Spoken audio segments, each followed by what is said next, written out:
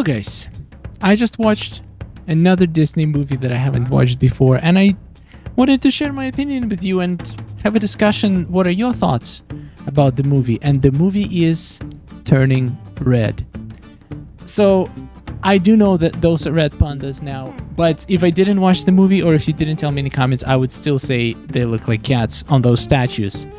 So once again, lots of references. Now I understand where they come from, and the statues look exactly like they look in the movie, so I love that.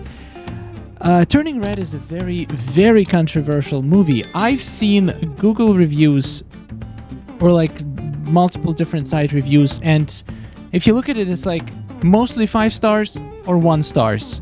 There is like almost no in between, which is crazy, and I kind of understand why. There's a few topics in this movie that could be considered controversial.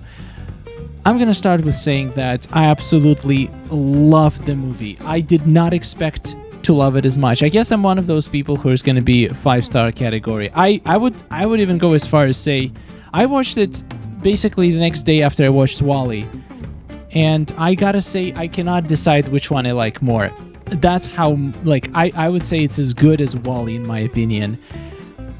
What makes it good? First of all, let's talk about the controversial part. So from what I gathered from people who don't like it is mostly for the one little scene in there, which could be considered controversial. And in my opinion, if you have kids watching with you, you might want to skip that scene. I don't know if you haven't watched. Basically, the scene. It doesn't say it outright, but it heavily refers to having a period for the first time. I was absolutely blown away once again by the quality of the animation. It's flawless. It's one of the other things that I liked about Encanto, and in this movie, it's also like the physics of clothes, the reflections, the materials, the quality of details. Everything is top notch. And it's a very unique animation style. It's almost like mixing Disney style with like anime style in certain moments. And I think it worked really good considering that basically it goes... this movie has a lot of Asian culture in it. Like the main family is Asian. I'm not sure. Let me check. Yeah, it is Chinese culture. So I did not expect that this movie was gonna make me as emotional as it did. Like in the end, it was so powerful. I really didn't see it coming. I didn't expect from the beginning the way the movie started. Like there was a lot of epic plot twists that I honestly did not see coming, and there were some really powerful emotional moments. And in my opinion, this movie has a great message. And the message is we all have like a bad wild side inside of us, and instead of just trying to hide it away and suppress it, it's better to embrace it.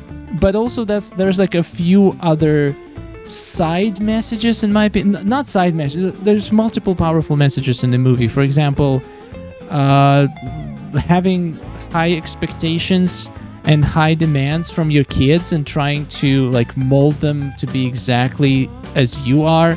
Or for example, treating your children like your parents treated you, even though if you don't agree that it's right. Because May, the main character, she's basically treated by her mother exactly the same way as her grandmother treated her mother. And I feel like it's pretty common in Asian families, like high expectations and potentially like this pressure to be perfect, to never disappoint, to never do anything wrong. But the thing is, people, especially little kids, like teenagers, they will do things wrong, and it's fine because that's how they learn. And instead of like making them feel bad and like showing your disappointment, displeasure, there are other ways to handle it that could be much better for your relationship with the kid's self-confidence. I would highly recommend watching it. The concept is amazing, and it shows a lot of light on many problems with teenage life. Like, I would say it's one of the most real Disney movies that I've ever seen. Like, a lot of Disney movies, they like set in like a fictional environment with some metaphors for real life and lessons, yeah, but like in this movie there is no metaphors, there's just hard truth. It feels real, it feels like you're watching real life. Nothing is like blown out of proportion. Nothing feels fake.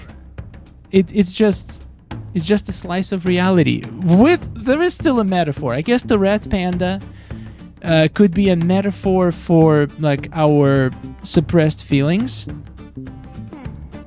There is still a metaphor in there, which makes it even more powerful, because it's really hard to talk about these things, and having a nice little furry creature embodied all those bad things, it's like a really good way to. I guess it's good for children, but I feel like this movie is like adults are gonna enjoy it very much, because I did enjoy it a lot. Like, honestly, the ending, I was like at the edge of my seat. It was powerful, emotional, very well animated. It was just great. I don't know what to tell you. The ending was incredible, and honestly, I did not see a few things coming, so it was unexpected, but like in a good way. So super happy that I watched this movie. I do understand why it gets a lot of 1-star reviews. It's definitely not for everybody, but I say if you haven't watched it, you should give it a try. You will probably know if you're gonna like it or not within the first 15-20 minutes. It's mostly the style, and once again, if you're worried about that scene, like the controversial scene, once again, it's literally a couple minutes in the movie, and if you skip it, you will not lose anything. Like, it literally doesn't, like, it doesn't matter. That scene could have been easily cut from the movie and it would not change it one bit. So if that's your only worry, I definitely recommend watching it. I'm glad I watched it. I don't know if I would watch it again. I usually don't watch movies multiple times. Like, there's very few movies I've ever watched more than once in my life. So I'm not sure if I'm gonna watch it again. Maybe very, like, in the very future with my own teenage kids. Maybe, we'll see. I might change my mind when I actually get kids, but yeah, great movie, great metaphors, great animation. I was also very curious in the end, why is her mother like such a ginormous panda compared to everybody else who transformed into pandas? In the end, they were all about the same size, a little bit smaller, a little bit bigger, but her mom was extraordinary size. And it seemed like she was completely out of control. Like, how did they turn, like, how did they do the ritual initially if she gets that bad? Like, that's really one like, if you would think that the more feelings you have suppressed and the more like anger you feel inside, the bigger your panda is, it doesn't seem to be proportional, because like, basically her mom was treated in the childhood the same way, maybe a bit worse, as May was, but like the difference in size is like 100 if not 1,000 times bigger. It's just, I don't know why. I mean, I get why, because like it made for an epic fight in the end, but yeah, I'm just curious what makes the size so huge, because I have a feeling that her mom, her like May's grandmother, would probably have a similar upbringing, if not even worse, but her panda is not that big, so I'm curious what influenced that.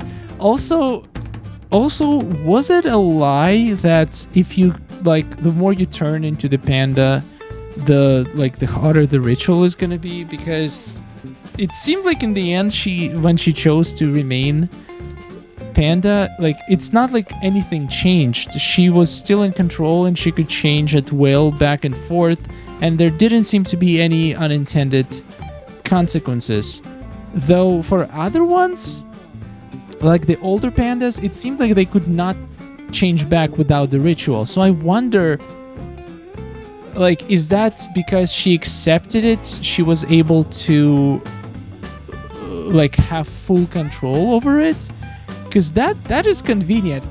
I'm not gonna lie, if I could turn into a giant furry beast at will and turn back anytime I want, I would love that. Like, that is such a cool ability. I don't know why.